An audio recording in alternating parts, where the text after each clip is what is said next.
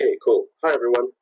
Hope you can hear me. And do you want to turn on you can stay hidden if you want, but you can turn on the videos. That's cool as well. Now I'm going to get you guys to, we're going to go through a revision lesson, P6. You guys are all in P6, right? Yeah. And hope you guys enjoying your time at home for the moment. Okay, right. So let's begin our lesson with a pre-lesson task. Okay, today's pre-lesson task is we're going to be talking about, our topic actually for today is open-ended comprehension. So we're going to do like an overview of comprehension questions in PSLE paper. Okay, so what do you think is the purpose of the open-ended question? What do you think it is actually the reason for it? Why do we have it in our paper? Why is it part of your PSLE paper? Open-ended questions, you have to look for the answers, and it's not a yes or no answer. It's an open-ended one. So you are going to be tested on the ability to understand something. Okay, what you truly understand. Because, we can read a passage, and then how do I know you've understood it? How do I know you know what the story is about? How do you know, how do I know you understand? Okay, by asking you open-ended questions. So comprehension is the ability to understand something. And what we really want to know is if you truly understand what it is you're reading, and the best way for us to ask you open-ended questions. Okay, that's the best way. Because sometimes if it's a yes or no answer, you can just say a yes or no, but we don't really still know how well you understand something. Okay, right. Cool. Right. So let's really think about these today. Okay. So what are our lesson objectives? So by the end of today's lesson, you guys are gonna be able to understand why the compre section is so important. Okay, and you will be able to know what open-ended questions are and how to answer them. Okay, and finally, you can identify common errors. I'm going to share with you some common errors that students make. Okay, so let's jump into it. Yeah. Okay. So what is today's topic about again? Open-ended questions. Okay. Open-ended questions. So first things first. Oh, okay. First things first is which are the following? I want you to think about open-ended questions, and you're going to have to choose between one of these four options. Which do you think is an open-ended question? Okay. Which one do you think is an open-ended question? Is it A, B, C, or D? All right. Let me know, yeah? Just read through it first, and then choose which one you think is the open-ended question. Yeah, so all of you got it right. It is the first one. Do you prefer reading books or watching movies? Because you can't answer this with a yes or no. You have to say, I prefer reading books or watching movies. You have to choose either one. So it is an open-ended question. Okay, so cool. You guys are all very clear about that. There's no need for me to belabor the point. Thank you for asking a question, and well done to all four of you. In class, probably I'll be giving you guys sweets, but here it's the wonderful trophies. Okay, cool. Moving on. Which one is not an open-ended question? Okay, so the reverse. What do you think? Which do you think isn't an open-ended question? So, and your answers are absolutely correct. Okay, so do you know how to cook? It's not an open-ended question because it's not answered with a statement. It's answered rather with just a word. Okay, so it's either a yes or a no. Okay, cool. Right, let's understand this very clearly. An open-ended question, you're going to come across it a lot in life, okay, later on.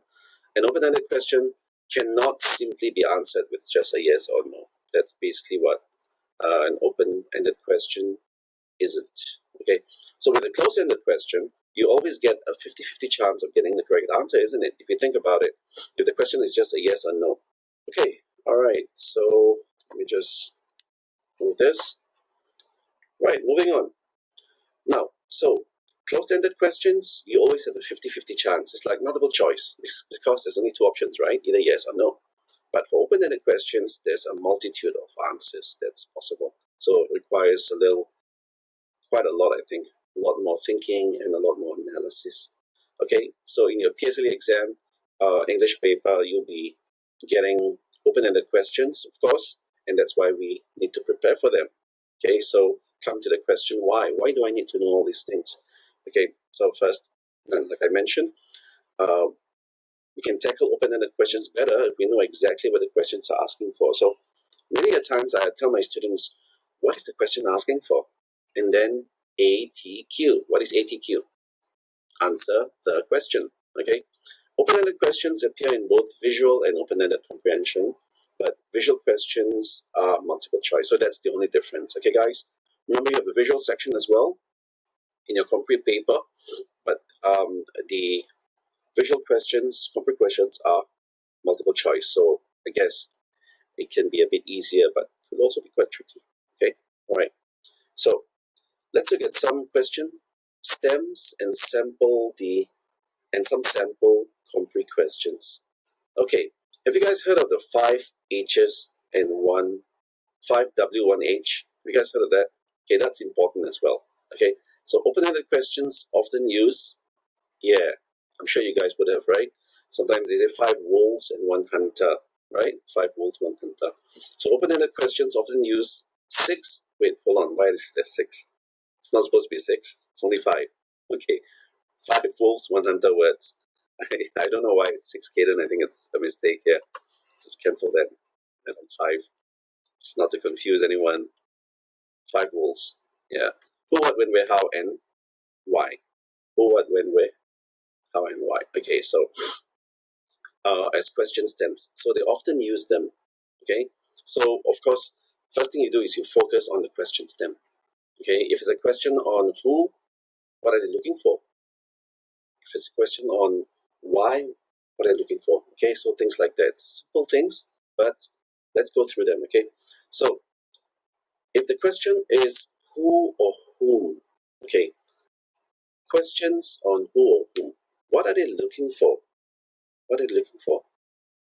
Anyone? Raise your hand. Want to answer? What are they looking for? Does anyone know the answer? Yeah, type it in. Cool. Exactly, right? A person. Yeah, it is looking for a person. Thanks, Hannah. And Kaden. All right. So an individual, a person. So for example, sample question here. This was from 2016 paper.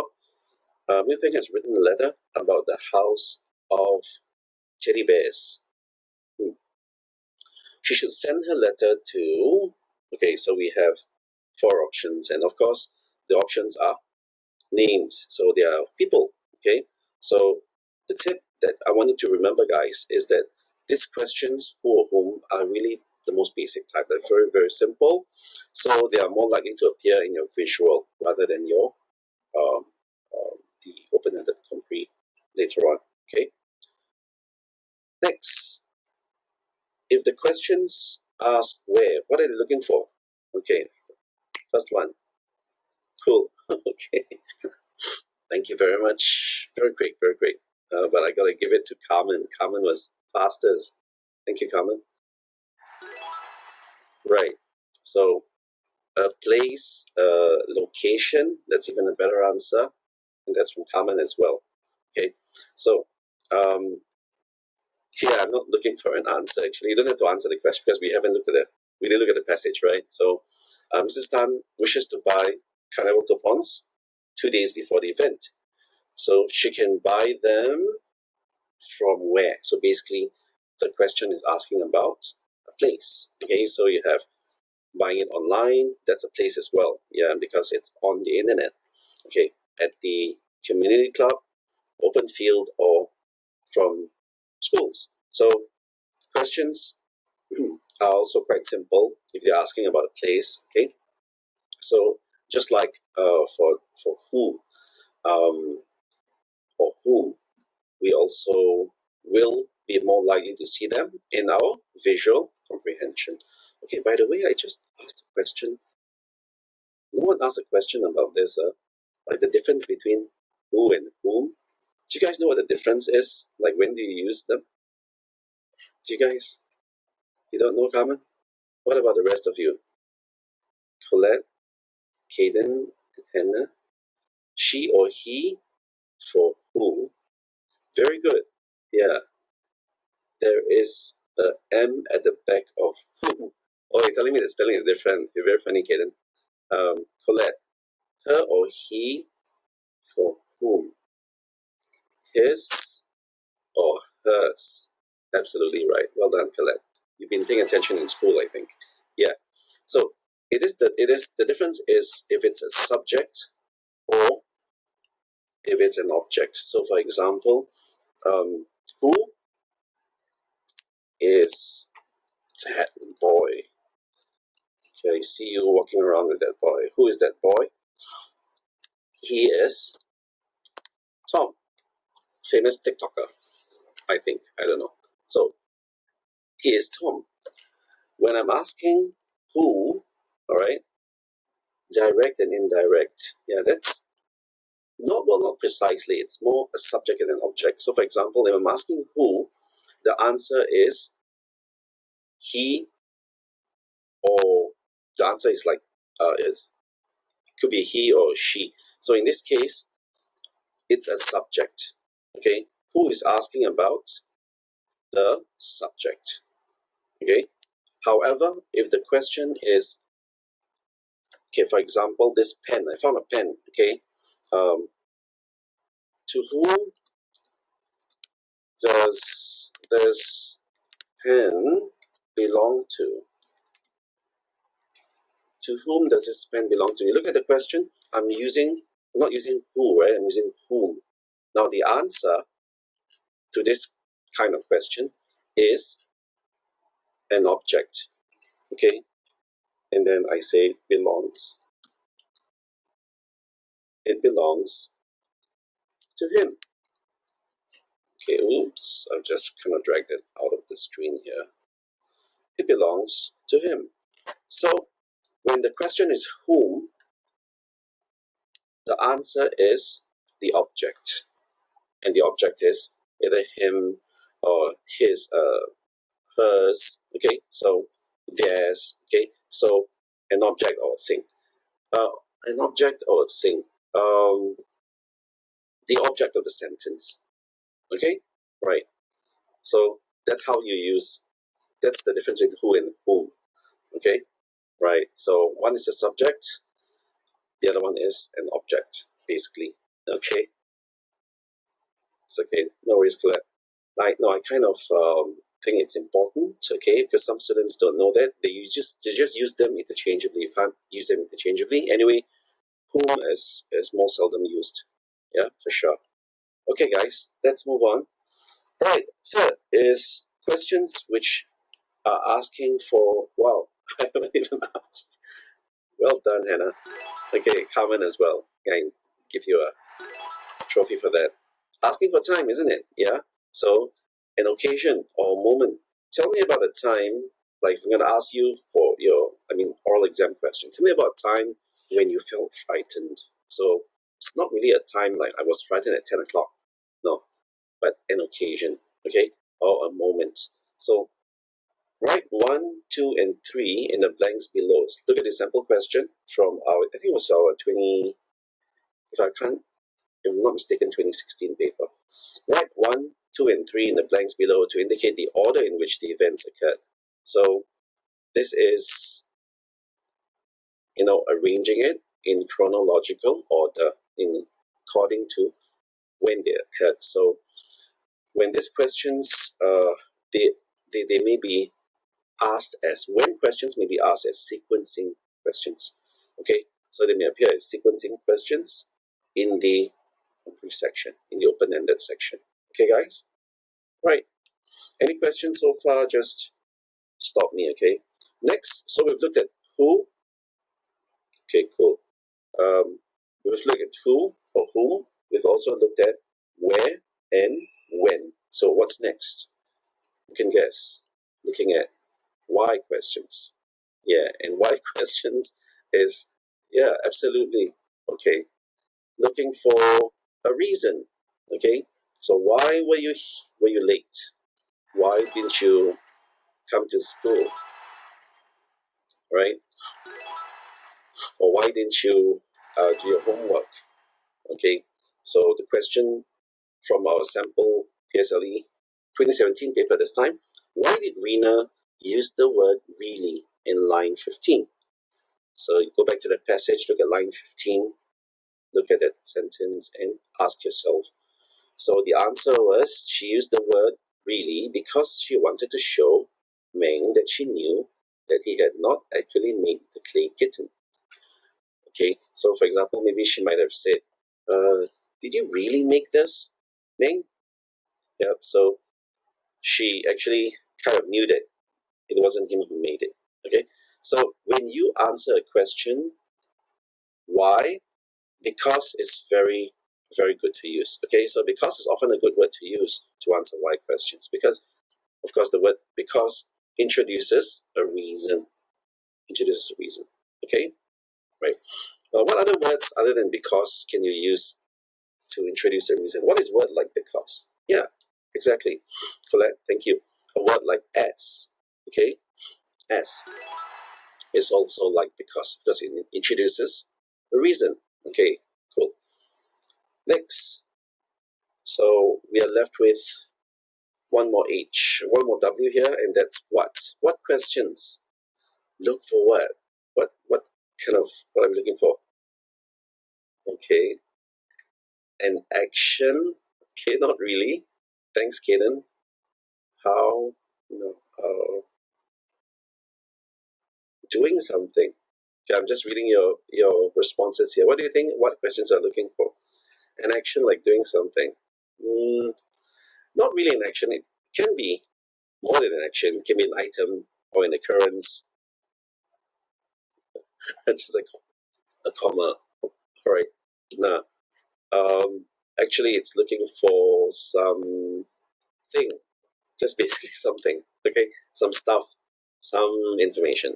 Okay, so what questions? Very, very broad, isn't it? Yeah. So an example from your PSLE paper is this: what could Ben's parents no longer afford to do? What couldn't they afford to do? So it's a thing that they couldn't afford to do because they don't have enough money for. They could no longer afford to send him to the village school. Okay, so a what question can pretty much be anything. Okay, okay, cool. Next, moving on. Which questions? Which questions want you to what? You have options. What must you do when you have options? Decide, choose. Yeah, exactly. We need to decide between some options or choose them. Okay, so well done. Um, guys, everyone. So, yeah. You know what I noticed, you guys? That P6 students become very competitive, and I really like that. It's kind of fun that way when you're teaching students who really want to learn, really enthusiastic. So thank you so much, guys. So which two words from lines 29 to 32 were you on? Oh, I see. Okay. Okay. It's all right. All right. Which two words from lines 29 to 32 signal a change in how Ming viewed clay modeling? Oh, I just went through this paper the other day with another class. Yeah. So the two words here are okay from different. They are separate, meaning they're not on the same. They're not in the same, not side by side. Okay, so they can be in different parts of a sentence or in different sentences even. Okay, so a change in how Ming viewed clay modeling, because initially he thought it was going to be very simple. So the word was simply, and then, but he realized later that it was very, very difficult. It took him a long time to do, so it was actually quite laborious. So which questions want you to choose between options? So you have other words in the passage or in the paragraph that could mean the same thing. However, the ones that they are looking for are these two words. Okay. All right. Words simply and laborious. Any questions? You guys know what laborious means? This one? Any idea what it means? No? You're not sure, Carmen? How about the rest of you? You guys know what laborious means? It takes a lot of effort. Yeah. Well done. It takes a lot of effort, a lot of work, and it's basically very difficult. Requires labor. Good job. Okay, well done, guys. Yeah. Um, good job. And then finally, with the word, the tip first. Tip. Which questions will you ask? We'll ask you to look at a limited section. Okay, which questions? Oh, the tip is more like a question here. Which questions will ask you to look at a limited section? When you have questions that do this, okay, from lines 29 to 32, okay, vocab questions, actually, I would say, are questions which we require you to look at a limited section. So from paragraph 1, which word from paragraph 1, for example, okay, so they're asking for you to look for the word only from paragraph 1, okay. In this case, which two words from line 29 to 32? So just those 29, 32, the 4 lines, okay, you look for the two words. So this kind of questions, normally vocab questions, will ask you to focus or zoom in on a limited section. Okay, guys? Right. And finally, how questions. Okay, how is basically asking for what? Okay, last one, guys. What do you think how questions ask you to do? Describe a way to do something. Yeah. An action. Okay. Or a what? Something. How do you think Ming,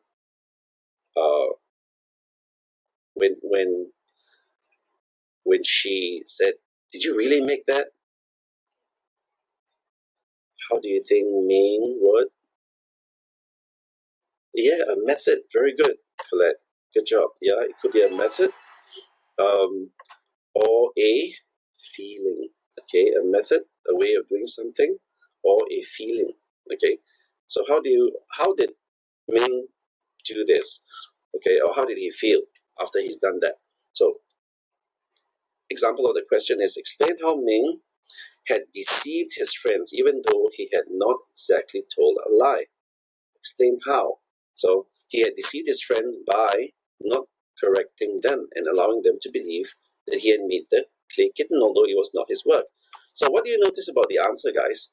You notice that the use of the word by over there, right? So, sorry, oops, the use of the word by. And that is a very common word to use when we are describing an answer and explaining an answer, okay, that asks you how something is done. So how is this done? It's done by this method. Okay, right. So if it's a question about method, okay, right, cool. So we saw what the next slide was about. So great job, guys, everyone. Um, Before we look at some questions, like some common mistakes. Okay, so moving on to the next section here. Let's look at some pretty common mistakes. Be forewarned. Okay, so I'm kind of giving you an early warning, and it's the same as being forearmed, meaning you have your shield and your sword ready. Because if we know what the mistakes are, we can then work to avoid them. Okay, so remember these mistakes. Okay, so first one, I'm going to ask you to help me with this. Okay, so reading the questions before the passage can help me to focus on what is really important. How true is that? Is that true or false? I wonder what your teachers actually tell you in school. Okay, maybe they prefer for you to be reading the passage first or the questions first. But this is, in fact, quite true for most students. Yeah. So reading the questions before the passage can help me to focus because you're being what is called question driven. Okay. sometimes the teacher will say, read the passage first, okay? But there are some students who, they read the question first, so that when they read the passage, they know what to look out for, okay? So one tip, especially if you're, I guess if you're short on time, okay, don't spend too long reading the whole passage intensely. Okay, this is a very common mistake, unfortunately, how some students end up not having enough time. Okay, is that they read the passage too intensely. In an exam situation, it's important to understand what the questions want from you. Yes, Carmen. So your teacher says, Carmen says, yeah, my teacher said that read the question and look for keywords in the passage. Yeah, exactly. Very good. Cool. Yeah, that's good advice. So read the questions. Um, if you do start with the passage, then don't take too long to read them. Okay. So if you find that that works for you, then don't take too long to read them. But if you need a boost, remember the other strategy will be to read the questions first, and then the passage. Right. Next question. I cannot lift a single word from the passage in my answers. That's quite interesting. Let's see what you think. I cannot lift a single word. No, that's not true. You sometimes can. Okay, so you can lift part of your answer from the passage only if it directly answers the question. Okay, so you can lift part of your answer only if it directly answers the question. So you will have to assess which part is important. You have to ask yourself which part is important. Okay, and you may have to rephrase some parts, change the word form, for example, or rearrange the sentence, but you should not change the words themselves unless it is required. Okay, so your teachers always say don't lift. Okay, don't lift. However, you can, okay, only if it directly answers the question. All right, so you may have to rephrase it as well, and it's safer actually to rephrase the words. All right, let's look at this example. There once lived a boy named Ben in a small village. He used to attend the village school, but stopped when his parents could no longer afford to send him to PSLE. Send him, afford to send him PSLE 2016. What could Ben's parents no longer afford to do? What could he no longer afford to do? Okay, I think you guys can answer this quite simply, right? But let's look at the thought process and the structure of answering it. Okay, so first thing is we zoom in on which part is important. Okay, so there once lived a boy named Ben in a small village. That is not crucial. Okay, he used to attend village school but stopped when his parents could no longer afford to send him. Okay, so that part in green that has been highlighted is the part where we know is where the answer comes from. Okay, right. I've got some answers from you guys. Okay. Uh-huh. You know what? There are students who answer in this way. Now, all of your answers are good, but there are students who answer in this way. Look at this. He used to attend the village school, but stopped when his parents could no longer afford to send him. What did this boy just do? What did this student just do? This student simply lifted the whole chunk. Okay, so this is what I think Carmen was referring to just now when she said he couldn't.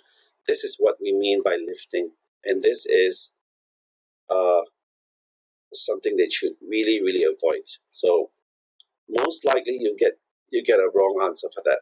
Okay, because highly unlikely that you'll ever be asked or able to lift an entire sentence wholesale and plonk it into the answer. So just copy and paste parts like that. Okay, so you should really try to answer the question. So looking at Caden's answer, it's exactly what we have here, isn't it? So Ben's parents could no longer afford to send him to the village school or to attend the village school. Okay, so that is absolutely right. Well done. Excuse me, well done, Caden. Right, so the phrases, see, would be the correct answer. Phrases can be lifted but have to be rearranged into a sentence that directly answers the question. Okay, so answer the question directly, guys. Colette, Kaden, Carmen, Hannah, answer the question directly. Okay, don't lift. Instead, rearrange the words or phrases to answer the question directly. Okay, cool. All right, let's check true or false. What do you think about this? So think about it a little bit, and then let me know what you think the answer should be. You have to actually not rely on your memory, but check back with the passage. Okay, so that is pretty much a no-brainer. So just final tip here, make sure that you refer back to the passage for every question. Okay, guys, we're going to ace our PSL exams, right? Many students slip up by thinking they remember the answer, but write down something different or inaccurate. Okay, so don't depend on your memory. Okay, very important. Simple tip, but nonetheless, very important nonetheless. Okay, next. What do you think about this one? Okay, my answers should not be extremely short or vague. Should not be. You mean it could be short, extremely short? It's okay to be vague. What is vague? Vague is very unclear, right? So should your answers be clear or unclear? Of course, they should be clear. Okay, so my answers should not be too short and should not be unclear. Yeah, that's true. That's true. Okay, so I guess the question may have thrown you off, but well done, Kaden and Anna. So remember the tip here. If your answer seems too short, okay, weirdly short, to you it probably is. Okay, check again if you have missed anything. Don't forget that vague pronouns, okay, vague, unclear pronouns like him, her, they, them should be replaced. Okay, should be replaced. So don't answer the question like, he told them that they should. What are you talking about? Okay, so we use too many pronouns like that, it becomes unclear. So Ming told them. Okay, or they could be Carmen and Colette. So Ming told Carmen and Colette. Okay, something like that. So don't just keep using pronouns, okay, because it can be very vague who you're referring to. Okay, right. All right, let's look at one more common mistakes, right? Common mistakes, that's what we're looking at right now. So, same passage. What could Ben's parents no longer afford to do? This is another common mistake. Look at this answer, guys. Ben's parents could no longer afford to send him. Now, what's wrong with this one? What's not good about this? Oh, sorry, you guys have been... Okay. Yeah, exactly. Right? Like Carmen, Kaden, Colette. They never state the place. Yeah? Ben's parents could not afford to send him. Send him where? Outer space. Okay, so that wouldn't work, isn't it? So that is absolutely wrong. You have to be clearer. So Ben's parents could not afford to send him to the village school. Okay, guys? So basically, you have to be very clear. Don't be vague. Don't leave anything that is uncertain in your answer. Okay, guys, I know I've said quite a lot. We'll now proceed on to, so good job. Yeah, everyone, make sure your answer has the important information. Okay, that's what you need to remember. So, great job, everyone. Let's try our challenge. Okay, of course, this section happens in every lesson, right? Where we'll test you about what you've understood. Okay, so chance to win more trophies. Let's look at the trophy count, yeah? Okay, everyone's got a lot of trophies. Right, let's try some simple comprehension questions, not too difficult ones, okay, guys? But I do need you to read the passage and then come up with the answer. Okay, so this is our first one. The railway station was extremely crowded that day. I tumbled out of the cab at the taxi and ran past the fare gates. As I waited for the train to arrive, I jostled impatiently. Oops, sorry, don't answer yet, don't answer yet. I'm going to give you the button selector here. I tell you what, you read the passage on your own, and then you just try it out, okay? Right, I've got all 4 answers. Okay, what was the question again? And all of you got it right. I'll give you the trophies first. Good job, guys. Okay, looking at the question focus, what is the focus word? Where. Where is a location or a place? So where was the narrator waiting to board the train? Was he waiting at the taxi stand? They didn't mention the taxi stand, right? I tumbled out of the cab at the taxi stand and ran past the gate, but I didn't stay there, okay? He ran past the gates as well, so that's mentioned, but that's not true. Okay. As I waited for the train to arrive, I jostled impatiently the packed platform. Now, these two, what's left? Platform and the cabin. Platform is mentioned there. I could not wait to board the train and get to my cabin. Okay, a cabin is, of course, a room, like a small room or portion of the train where you can sit, or even, some trains you can actually sleep there. The narrator was waiting to board the train at the cabin. No, the cabin is in the train. So how can that be? Right, so of course, he was waiting at the platform. Now, all of you take the MRT, I'm sure, before taking some trains, so you know about the platform. So you wait for train at the platform. Now, this is a very, very low-level question here. It's very simple. Of course, you wouldn't wait for a train anywhere else. Even if I didn't read the passage, where the passage wasn't provided, I would think at the train station or, MRT platform, somewhere like that. Okay, so cool. Well done. The next one, I hope it gets harder as we go along. Second, okay, so that was the correct answer. Second question, okay, let me just set up. Okay, right, everyone has answered, and, oh hey, sorry, there's only one correct answer here. Only one correct answer. So let's look at it, okay? As soon as the train crawled to a stop, okay, so now this person is on the train already, and its door swung open, I made a beeline for my cabin. Now, this is a very common phrase, yeah? I made a beeline for something. Oh, sorry, Carmen. You wanted to change your answer. I stopped it because I saw your answer there, and then, yeah.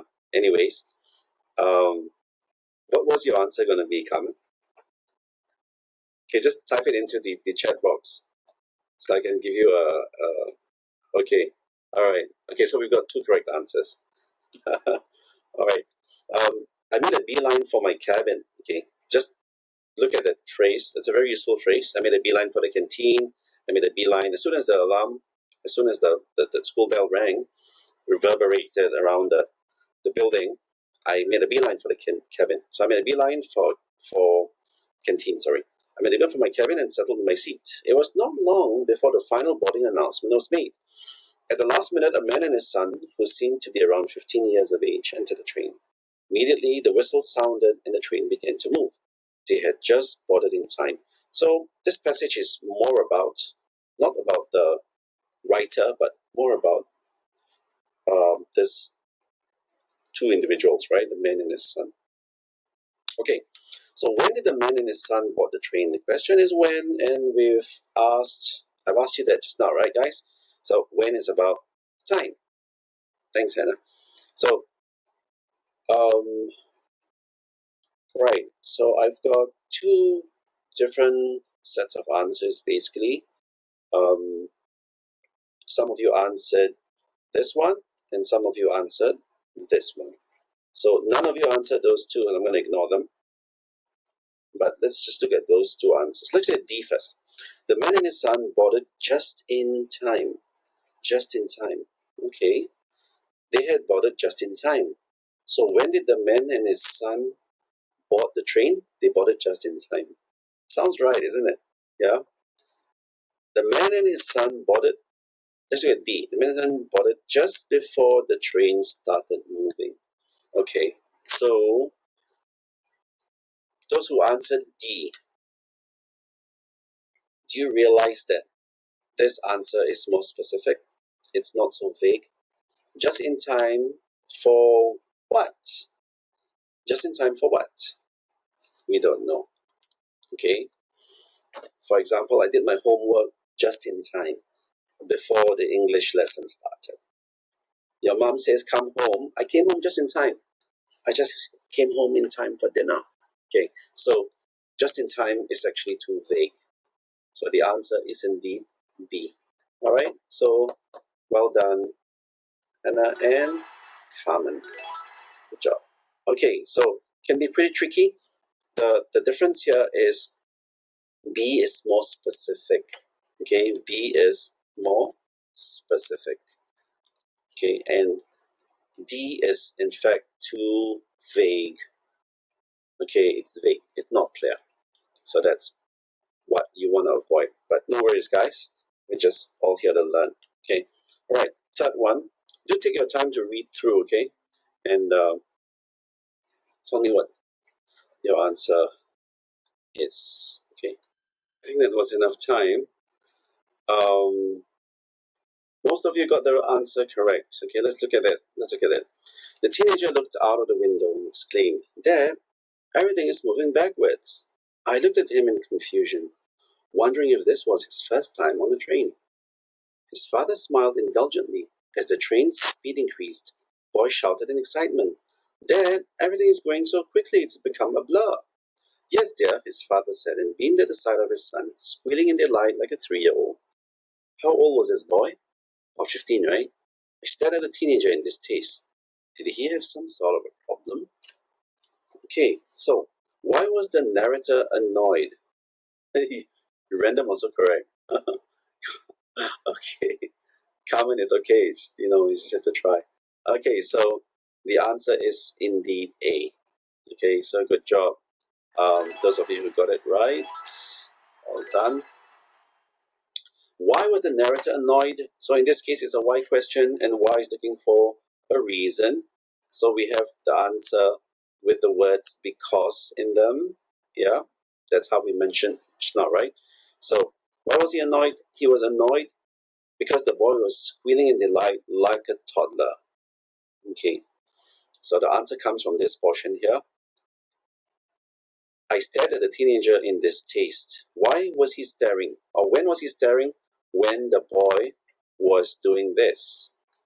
Okay, so that is the correct answer. Okay, you don't know whether this is true or not. Okay, it wasn't the father.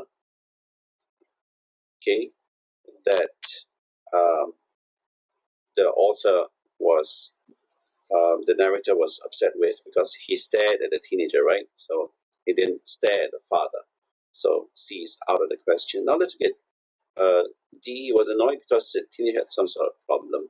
Now he was wondering whether the teenager had some sort of problem. Did he have some sort of problem? Question mark. So he wasn't sure.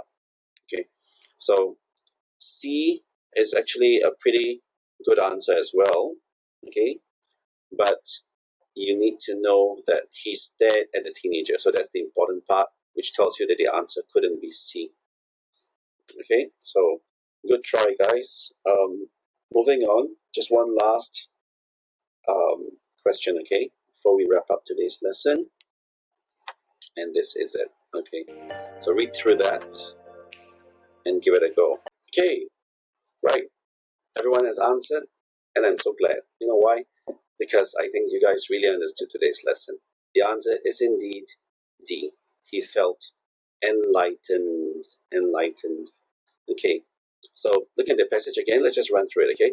Before I could say anything, the man looked at me. I know what you're thinking. He probably noticed this narrator staring at his son, right? But my son isn't crazy, he said patiently. He was born blind. A miracle surgery a few days ago helped him to see for the first time. I do hope we aren't disturbing your train ride. I flushed with embarrassment and apologized to them. I had judged the teen far too quickly. For the rest of the ride, I joined in with them, clapping and laughing, and savoring the scenery flashing by. Just like the boy, I was finally seeing things clearly for the first time. So how did the narrator feel in the end? He felt judgmental. This is quite interesting. To be judgmental, to be very judging of people. Okay, so where is the part where he talks about his feeling? He felt, okay, flushed with embarrassment. That's a feeling as well. Apologetic, although that's not in the answer. That would have been correct. Judged the teen far too quickly. Yeah, this might be, yeah, judgmental. For the rest of the ride, I joined in with them, clapping and laughing, savoring the flashing scenery. Oh, savoring the scene flashing by. Just like the boy, I was finally seeing things clearly. Okay, so he was being judgmental, so A is possible. But why isn't A the right answer? I feel like it is before coming. Why isn't A the right answer? Anyone? Because, yeah, Kaden, thank you so much. Because it is how the narrator felt at the end. So he was feeling judgmental, but that was earlier. For the rest of the ride, so you see the ride went on, and then at the end, he was finally seeing things clearly. So that means he felt enlightened. To be enlightened means what? To be enlightened, yes, thank you, Hannah, was not at the end as well, Colette. He felt enlightened. Enlightened meaning he now had a new understanding. Okay, understanding. So he was like, like a better person than he was before. Enlightened. Okay. Yeah. Okay. Cool. So that's what the answer is. So great job, guys. That was our first Compre lesson. It was just an overview into open-ended question. So I'm going to give you some time now, guys. Just type in a question in the question tab. Any questions that you may have. If you have one, that'd be great. We'll, answer it together. Okay, so take a minute now and just ask me anything. Okay, looks like none of you have questions, which is fine. Okay, so this is for your parents. If you have your parents around you, you can get them over. So what was covered today? Understanding why this section is so important. Okay, knowing what open-ended questions are. They are just simply questions that cannot be answered with a word. Okay, it's not a yes or no answer, but it's a statement or phrase. Can be a couple of words as well. How I can identify the common errors. So students make some common errors, part of which is being vague, okay, or not looking at where, not answering the question directly. Okay, so remember to do those things. So parents, you can help your children to remind them about common errors, and when you look through marked strips, get them to assess why they made the errors they did. So guys, when you make mistakes in your Compre practice, ask yourself, why did I make this mistake and how to avoid it in the future? So 2 questions, okay? Why did I make the mistake and how I can avoid making them in future? Okay, then you'll really improve. So you need to have that bit of reflection, not just do and complete and then get your marks and then move on to the next complete paper. No, not like that, okay? So when you make a mistake, ask yourself, how did this happen and what I can do in future to avoid it. Okay, next lesson, guys, we're looking at something called literal questions. Okay, so I'll see you guys next lesson. So see ya. Thank you. Bye-bye.